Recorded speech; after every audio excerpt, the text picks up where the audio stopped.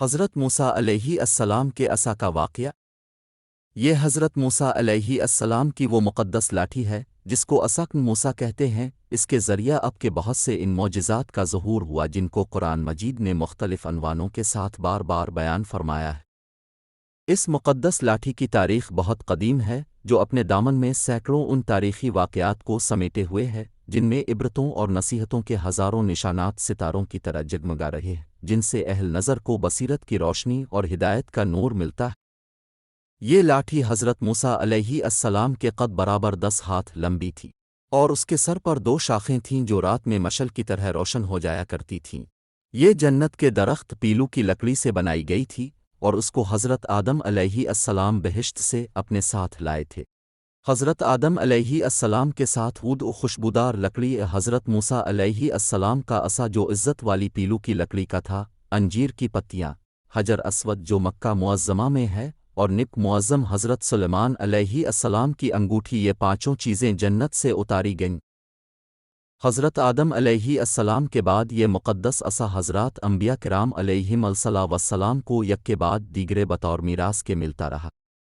یہاں تک کہ حضرت شعیب علیہ السلام کو ملا جو قوم مدین کے نبی تھے۔ جب حضرت موسیٰ علیہ السلام مصر سے ہجرت فرما کر مدین تشریف لے گئے، اور حضرت شعیب علیہ السلام نے اپنی صاحبزادی حضرت بی بی صفورہ رضی اللہ عنہا سے اب کا نکاح فرما دیا،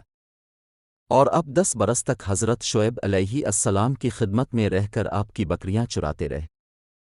اس وقت حضرت شعیب علیہ السلام نے حکم خداوندی عز و جل کے مطابق آپ کو یہ مقدس عصا عطا فرمایا۔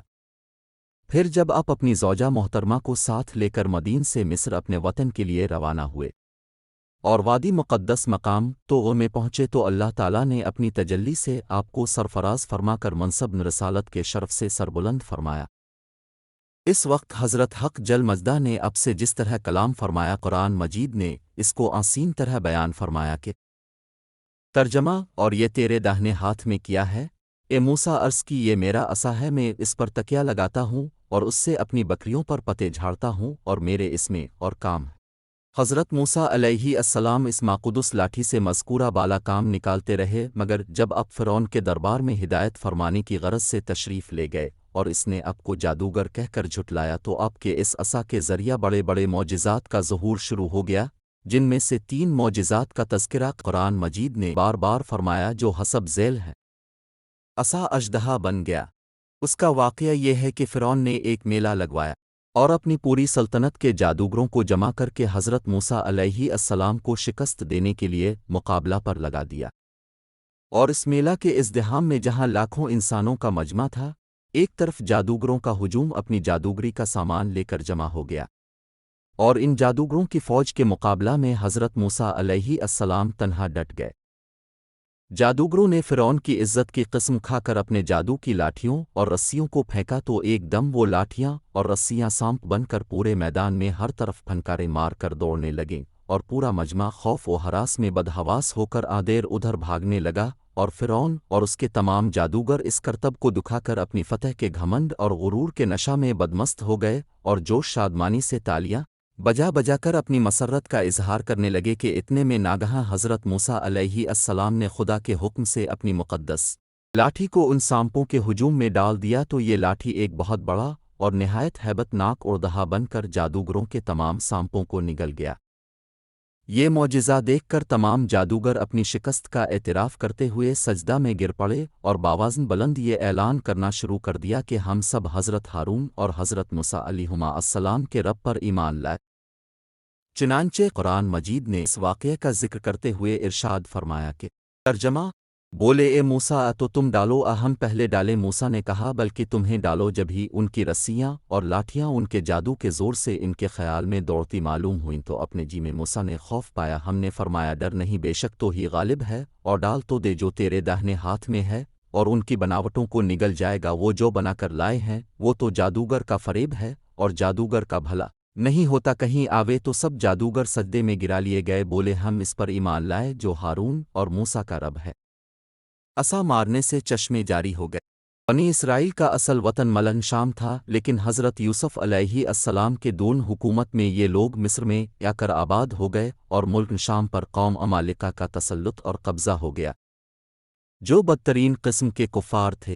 جب فرعون دریائے نیل میں غرق ہو گیا اور حضرت موسیٰ علیہ السلام کو فرعون کے خطرات سے اطمینان ہو گیا تو اللہ تعالیٰ نے حکم دیا کہ قوم عمالقہ سے جہاد کر کے ملک شام کو ان کے قبضہ و تسلط سے آزاد کرائیں۔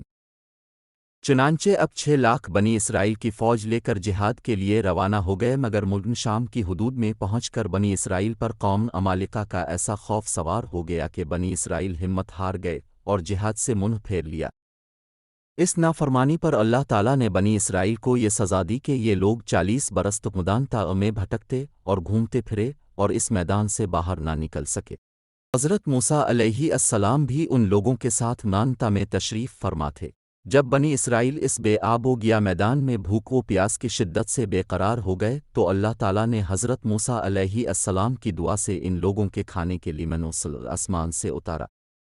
مینا شہد کی طرح ایک قسم کا حلوہ تھا اور سلو بھنی ہوئی بٹر تھیں۔ کھانے کے بعد جب یہ لوگ پیاس سے بےتاب ہونے لگے اور پانی مانگنے لگے تو حضرت موسیٰ علیہ السلام نے پتھر پر اپنا عصا مار دیا تو اس پتھر میں 12 چشمے پھوٹ کر بہنے لگے اور بنی اسرائیل کے 12 خاندان اپنے اپنے ایک چشمے سے پانی لے کر خود بھی پینے لگے اور اپنے جانوروں کو بھی پلانے لگے، اور پورے 40 برس تک یہ سلسلہ جاری رہا۔ یہ حضرت موسیٰ علیہ السلام کا معجزہ تھا جو عصا اور پتھر کے ذریعہ ظہور میں آیا۔ قرآن مجید نے اس واقعہ اور معجزہ کا بیان کرتے ہوئے ارشاد فرمایا کہ ترجمہ، اور جب موسیٰ نے اپنی قوم کے لیے پانی مانگا تو ہم نے فرمایا اس پتھر پر اپنا عصا مارو، فوراً اس میں سے 12 چشمے بہہ نکلے۔ ہر گروہ نے اپنا گھاٹ پہچان لیا۔ عصا کی مار سے دریا پھٹ گیا۔ حضرت موسیٰ علیہ السلام ایک مدت دراز تک فرعون کو ہدایت فرماتے رہے اور آیات و معجزات دکھاتے رہے، مگر اس نے حق کو قبول نہیں کیا بلکہ اور زیادہ اس کی شرارت و سرکشی بڑھتی رہی۔ اور بنی اسرائیل نے چونکہ اس کی خدائی کو تسلیم نہیں کیا اس لیے اس نے ان مومنین کو بہت زیادہ ظلم و ستم کا نشانہ بنایا۔ اس دوران میں ایک دم حضرت موسیٰ علیہ السلام پر وحی اتری کہ اب اپنی قوم بنی اسرائیل کو اپنے ساتھ لے کر رات میں مصر سے ہجرت کر جائیں۔ چنانچہ حضرت موسیٰ علیہ السلام بنی اسرائیل کو ہمراہ لے کر رات میں مصر سے روانہ ہو گئے۔ جب فرعون کو پتہ چلا تو وہ بھی اپنے لشکروں کو ساتھ لے کر بنی اسرائیل کی گرفتاری کے لیے چل پڑا۔ جب دونوں لشکر ایک دوسرے کے قریب ہو گئے تو بنی اسرائیل فرعون کے خوف سے چیخ پڑے کہ اب تو ہم فرعون کے ہاتھوں گرفتار ہو جائیں گے، اور بنی اسرائیل کی پوزیشن بہت نازک ہو گئی کیونکہ ان کے پیچھے فرعون کا خون خوار لشکر تھا اور آگے موجیں مارتا ہوا دریا تھا۔ اس پریشانی کے عالم میں حضرت موسیٰ علیہ السلام مطمئن تھے اور بنی اسرائیل کو تسلی دے رہے تھے۔ جب دریا کے پاس پہنچ گئے تو اللہ تعالیٰ نے حضرت موسیٰ علیہ السلام کو حکم فرمایا کہ تم اپنی لاٹھی دریا پر مارت دو۔ چنانچہ جو ہی اپنے دریا پر لاٹھی ماری تو فوراً ہی دریا میں 12 سڑکیں بن گئیں اور بنی اسرائیل ان سڑکوں پر چل کر سلامتی کے ساتھ دریا سے پار نکل گئے۔ فرعون جب دریا کے قریب پہنچا اور اس نے دریا کی سڑکوں کو دیکھا تو وہ بھی اپنے لشکروں کے ساتھ ان سڑکوں پر چل پڑا، مگر جب فرعون اور اس کا لشکر دریا کے بیچ میں پہنچا تو اچانک دریا موجیں مارنے لگا اور سب سڑکیں ختم ہو گئیں اور فرعون اپنے لشکروں سمیت دریا میں غرق ہو گیا۔ اس واقعہ کو قرآن مجید نے اس طرح بیان فرمایا کہ ترجمہ، پھر جب آمنا سامنا ہوا دونوں گروہوں کا، موسیٰ والوں نے کہا ہم کو، انہوں نے اللہ موسیٰ نے فرمایا یوں نہیں، بے شک میرا رب میرے ساتھ ہے، وہ مجھے ابرا دیتا ہے۔ تو ہم نے موسیٰ کو وہی فرمائی کہ دریا پر اپنا عصا مار، تو جب ہی دریا پھٹ گیا تو ہر حصہ ہو گیا جیسے بڑا پہاڑ، اور وہاں قریب لائے ہم دوسروں کو اور ہم نے بچا لیا موسیٰ اور اس کے سب ساتھ والوں کو، پھر دوسروں کو ڈبو دیا، بے شک اس میں ضرور نشانی ہے اور ان میں اکثر مسلمان نہ تھے۔